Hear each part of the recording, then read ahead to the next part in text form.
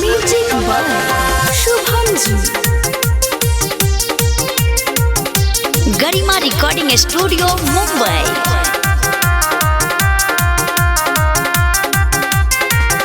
चमक चम चम के तोर पतली कमर, चमक चम चम के तोर पतली कमर। लगावेलू जब झुमका हिलेला तोहर झुमका, लगावेलू जब झुमका हिलेला तोहर झुमका। लइकन के करेलू पागल, चमक चम चम के तोर पतली कमर, चमक चम चम के तोर पतली कमर, तोर पतली कमर।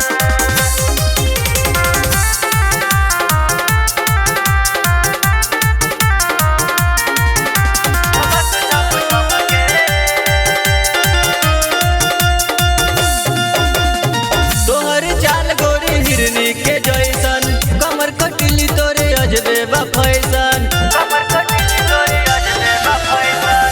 तोहर चाल गोरी हिरनी के जैसन, कमर कटली तोरे अजबे बा फैशन। घायल करेला सबके तोहर कातिल नजर, चमक चम चम के तोर पतली कमर, चमक चम चम के तोर पतली कमर। शुभम जी।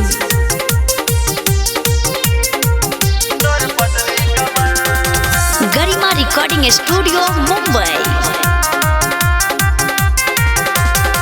जिला नवादा में तहरे बचर्चा, कितना करेलू अपन बॉडी पे खर्चा, कितना करेलू अपन बॉडी पे खर्चा।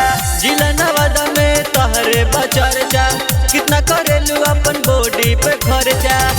शिवदानी देवानंद के बनाला तू अपन लभर, चमक चम चम के